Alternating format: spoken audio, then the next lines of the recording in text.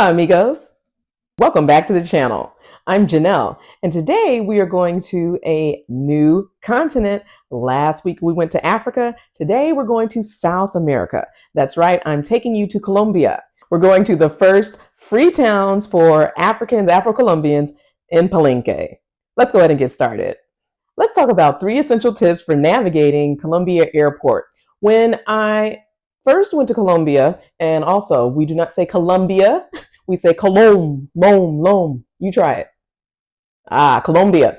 When I went, I was going through different cities and towns, a lot of side day trips. So in today's video, I'm talking about one of those side trips, which is Palenque. I went there from Cartagena. I guess the airport tip here is that I was flying domestically because I came to Cartagena from Medellin. So I was doing a lot of hopping around to scan the security lines. When you get to the airport, you're going to go through security. Remember, this is overseas. This is not in the US. So there's no TSA. Global entry does not apply in Colombia, right?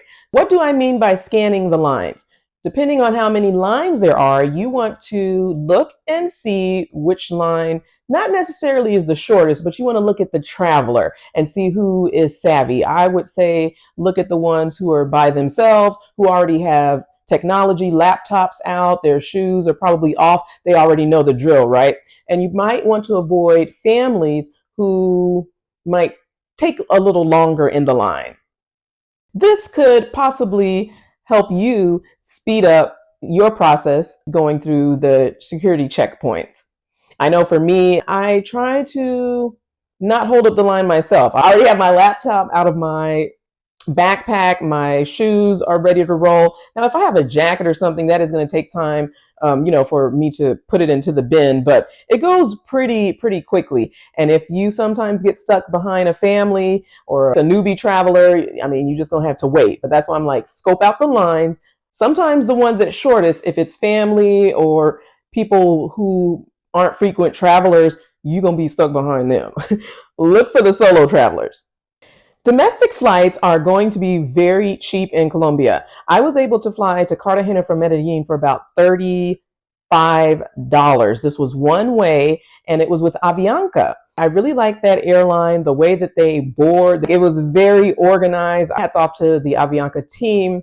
The way they had it, it just made so much sense. I was like, why can't America, well, this is America too, but why can't the US board like this? So if you were in the front, they would say rows, I don't know, 1 through 10, it's time for you to deplane. So they would get up. Everybody else is seated. You don't see somebody from row 20 running to the front. Oh, I got to get off because I got to get my connection. No. You wait like everybody else. And they'll say rows 11 to 20. And then you deplane. Like, it is very seamless. It's organized. I like how they do it. If you are flying domestically, I recommend them. There are a few other South American airlines that are going to be feasible too. For me, I really liked Avianca. $35 just to go to Cartagena, please. I'm definitely on it. So if you're flying domestically, I would advise you to go to any of the Colombia airports, maybe 2 hours ahead of time. And if you are not a Colombian citizen, you're going to need your passport, even though you're just traveling from city to city within Colombia. Scan the security lines, look for those who are travel savvy so you won't be held up in the line, and increase the chance of you getting through quickly. For those of you who are like, well, Janelle, yeah, that's great. You flew domestically and went here. I'm only going to Cartagena with the side trip to Palenque. So I'm going to quickly give you the entry requirements for Colombia, first-time traveler. For U.S. citizens entering Colombia, you're going to need a passport that has 6 months validity from the date of entry. As always, you want to check the Colombian government. I know sometimes people go to travel.gov, but you want to go to the country that you're visiting. Go to their government website, switch it to English, and see if there have been any updates before your trip. That way you are taking precautions just in case. The good thing is if you were staying up to 90 days and you're a U.S. citizen, you are not going to need a visa to visit Colombia. You are going to want to fill out the Mig Form. This is the immigration form to enter Colombia. And there are third-party sites that are charging you to do this. This is a free form, you guys, I would advise you to go to migrationcolombia.gov. This is a free registration form for immigration. The third-party site looks very similar to this one. A lot of travelers get confused and end up paying money to whoever is running this site. Yeah, I'm calling y'all out because you don't need to be doing this to travelers, okay? Look for the site that I'm giving you here. This is the legit one. You can scroll down to the bottom. They're not asking for any credit card payment. All you do is enter your information, your flight information, everything, and then proceed to complete the form. When you get to your airport coming from the US, they're going to scan the code. If everything goes fine, and speed up through customs. Do not pay for the check Mig Form. Right now, Colombia is a level 3. I talked about how sometimes travel.gov does not update it. Well, this one has been updated due to a few U.S.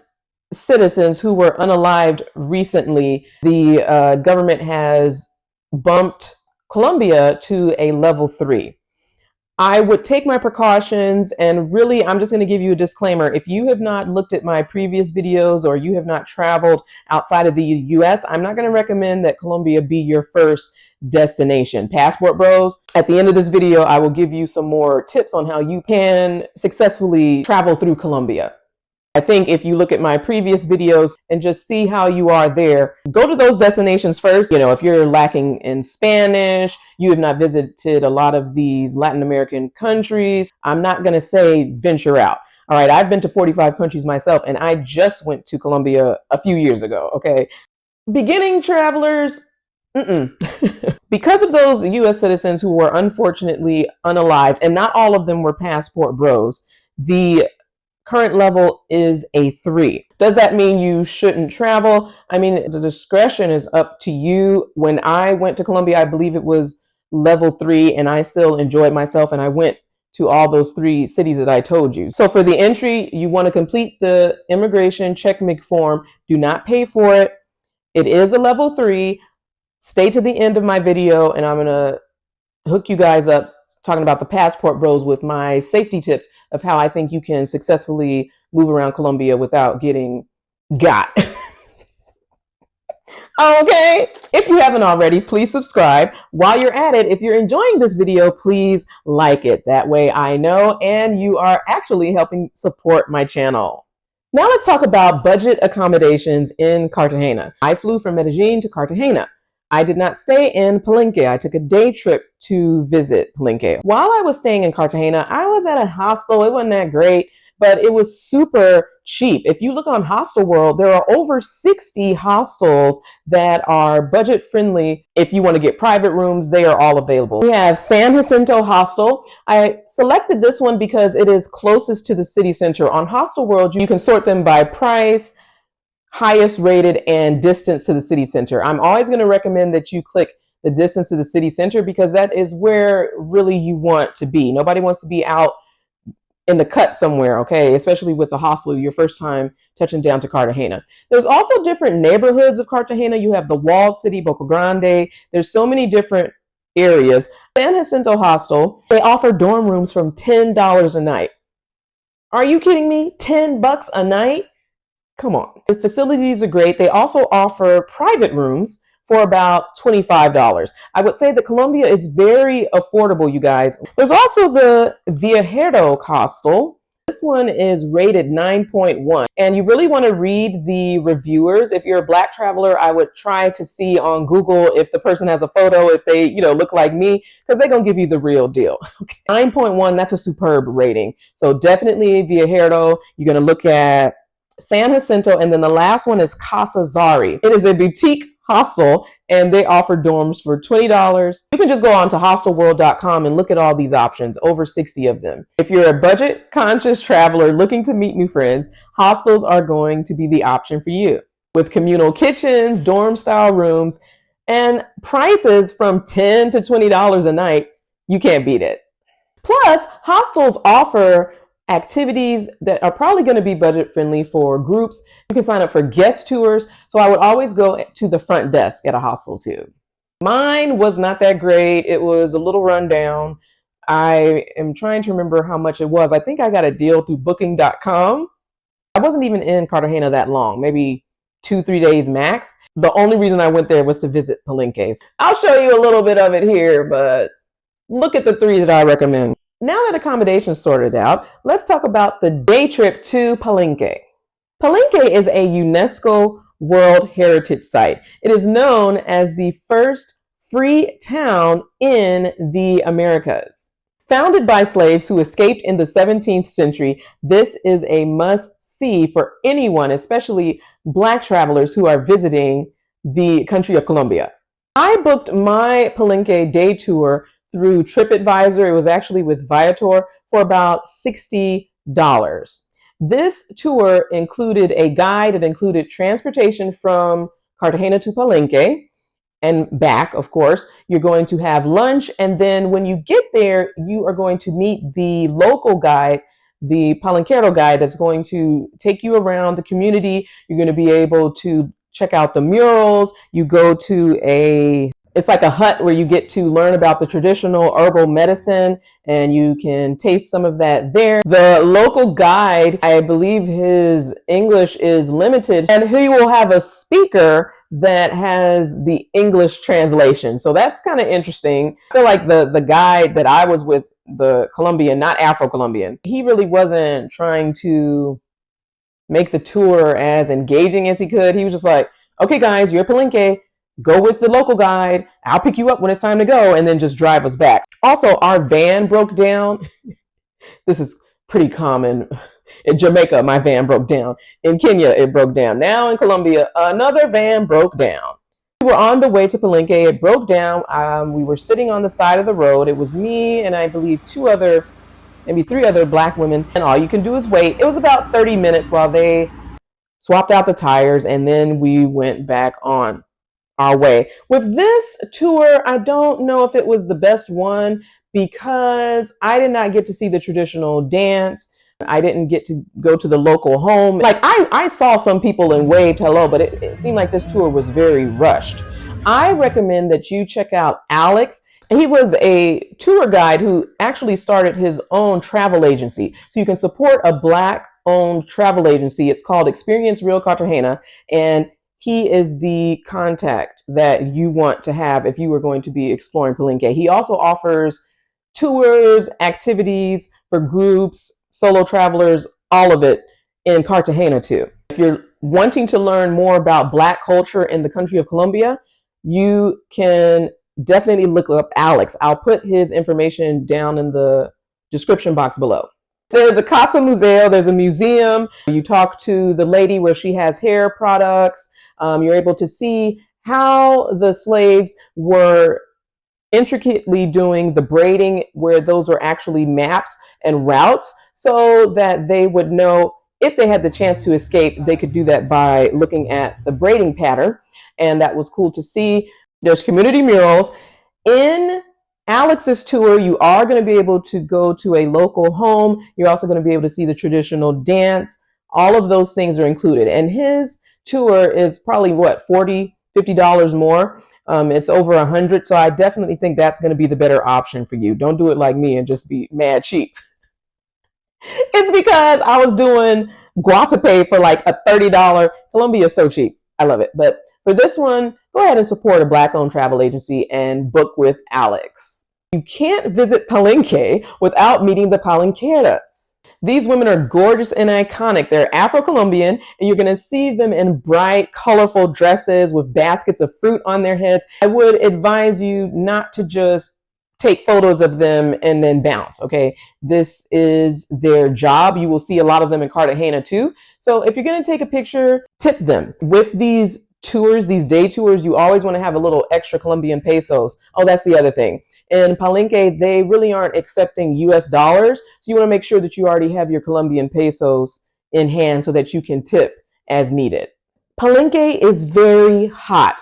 I recommend that you bring an umbrella. You might want to put on a hat, put on your sunblock. I'm talking about mid-90s and above. Like, it was kind of insufferable, you guys. You want to wear comfortable clothing, comfortable shoes. Me, I just had on some flip-flops and a dress. I was trying to take pictures for IG, but you want to be dressed comfortably. And the tour, it's the $60 one that I was on. Like I said, it was rushed. So we took time to get there. The van broke down. We were there maybe a couple of hours, ate our lunch, and then we went back. If you're going to do it with Alex, I believe the tour, it's more of a day trip. Mine was more like half day. I think his might be 5-6 hours. If you're looking to book the mad cheap one, and I looked, you guys, right now, 2024, it's still $60. And I mean, I still went to Palenque. I saw the murals, all of the statues of the important people. The names are escaping my head, sorry. I had vegetarian lunch, but if I go again, I'm going to definitely go with Alex. And I think that's what you should do too. As far as transportation, I did mention that it was included with the package tour. And again, you can do this from TripAdvisor or Viator, or just do it with Alex. They will pick you up from whatever neighborhood you're staying at in Cartagena. This is where it takes a lot of time because they have to round up all the travelers from various neighborhoods, and then you venture out to Palenque. I would say check the dates that Experience Real Cartagena offers. I think that was the issue too, because I needed to go on a Sunday. That was the only day that I wanted to visit Palenque. So that's why I went with the cheaper option. We were in a van. We took that to Palenque. I am sure that it had air conditioning. You want to bring your own drinks, water, whatever, so that you are hydrated because it is very hot out there, you guys. You're going to see the I Love Being Black. A lot of people take their photos here. I wanted to do a video, so I gave my phone to the other travelers who were with me, and here we are here. They're singing a little song. And then, we just walked through the rest of the community. I really liked how they have a sense of community there. There's no police. Everybody looks out for each other. Yes, we speak a different language, but it's just nice to connect and see the kids, the older ones, everyone, in that town. And it is a living testament to resilience and freedom. I was able to try the typical Afro-Colombian cuisine as a vegetarian. Now, most people there, they opt to eat the fish. Once we have toured the community, we go sit down at a local restaurant and they will bring out the fish. For me, I had rice, yucca, I had plantain, and I had salad. Again, this was very basic because I don't have the fish option. It was good and tasteful for what it was. In my future Colombia videos, I will tell you the spots that I went to. Passport bros, here are some tips for you and passport gals, whoever's going to Colombia looking for love. I got y'all.